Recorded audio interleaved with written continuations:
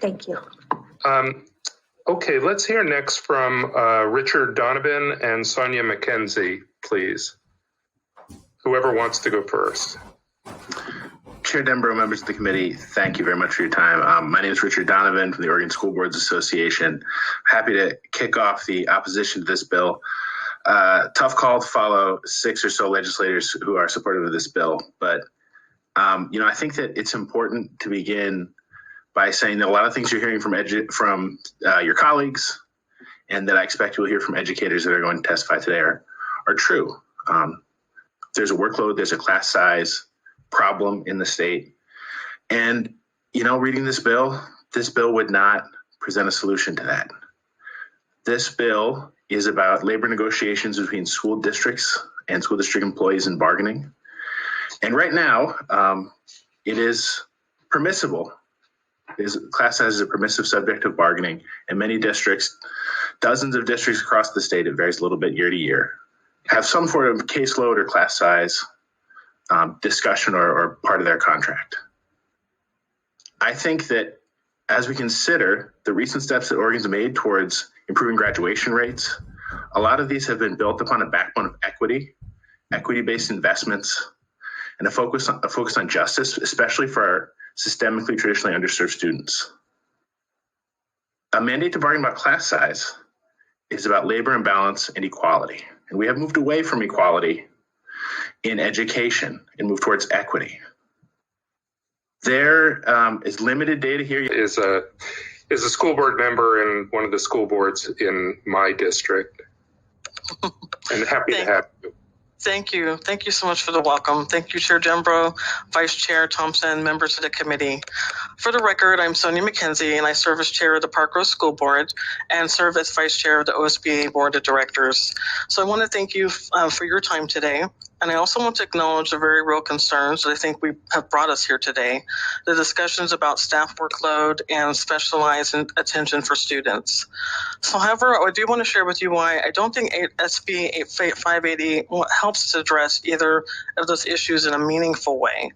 I want to share that in Park Rose, we have a process built into our collective bargaining agreement for addressing workload issues.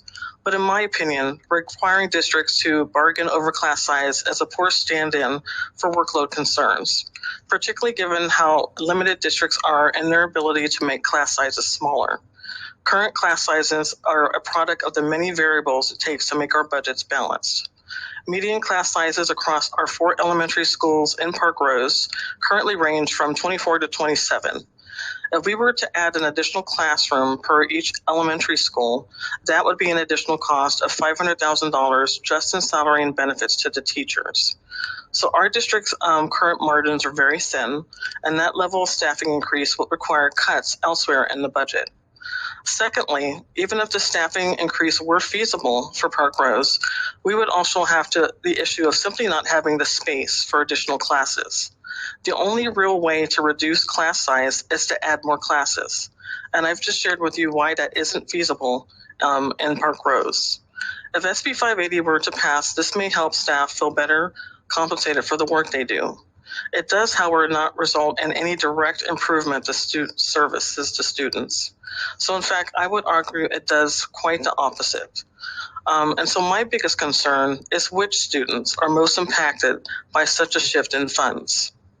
It is the teachers of those larger classrooms that would receive those overage payments, not teachers with the smaller class sizes.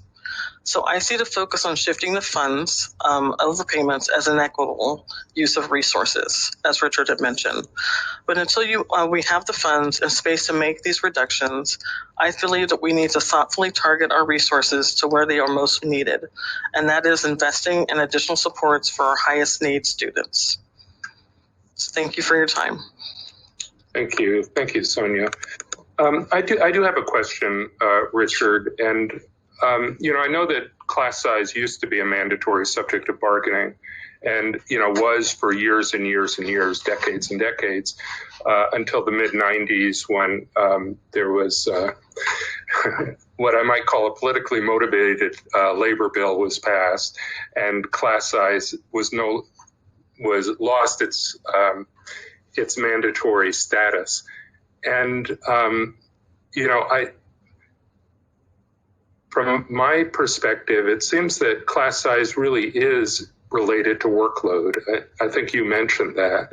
And workload, as you know, pay and benefits are mandatory subjects of bargaining. And you know, to the extent that class size is closely related to workload, and that, you know, as you mentioned, you know, there is an expense to class size, just as there is an expense to salary and benefits. Why should they not be part of the same negotiating process? You have a pot of money. Some of it's going to have to go to pay and benefits. Some of it perhaps could go to you know, improvements in you know, in class size, which everyone agrees should happen. Why should they not all be on the table at the same time? Thank you. As they used to be. Chair Dambro, members of the committee, thank you for that question. There's a long answer, and I'm going to try and answer it quickly.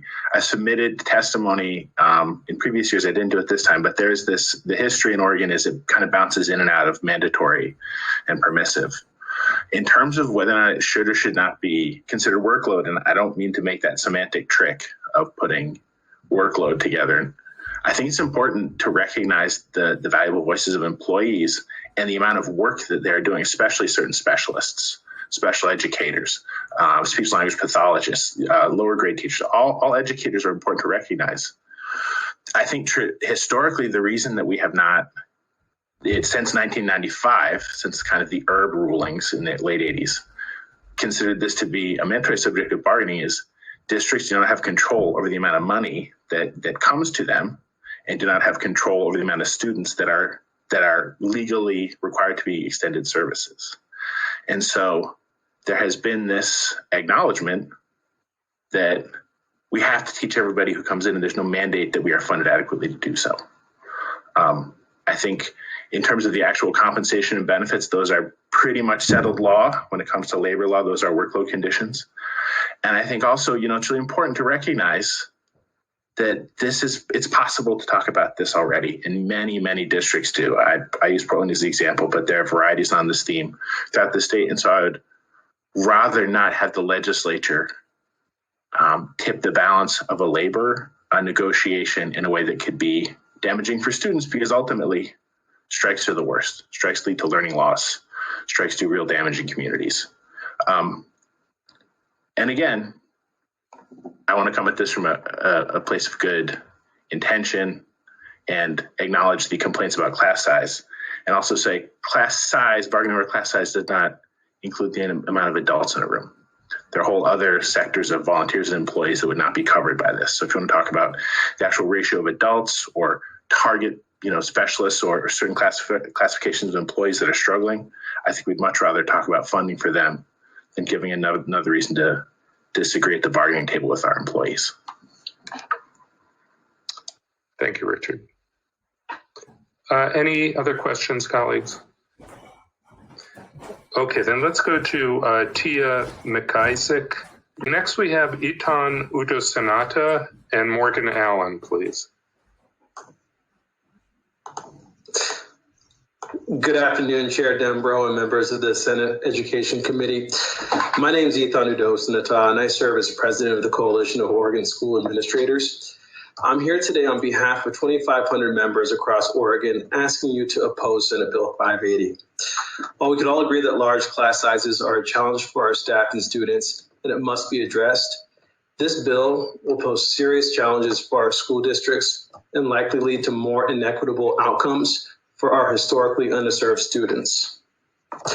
At a time when our conversations about equity are at the forefront, contract language requiring equivalent class sizes across district schools is a conversation about equality. It's not about equity.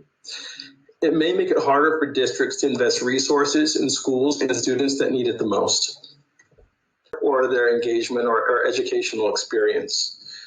So many districts have chosen to invest more resources in their schools with in the schools where the students need the most support.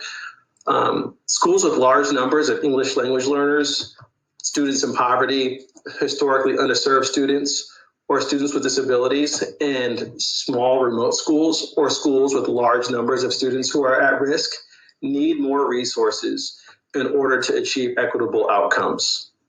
Wealthier schools and students and wealthier students often don't need these kinds of extra supports that many of their peers may need to be successful in school. School districts should not be put in a position where we're required to bargain in order to keep making investments where students need them the most. Calendar days. And so I really encourage this committee to look at alternatives and consider the unintended consequences of passing Senate Bill 580. And I strongly, on behalf of COSA, we ask you to not move forward with SB 580 for the 2021 session. Thank you for your time today. Thank you, Ethan.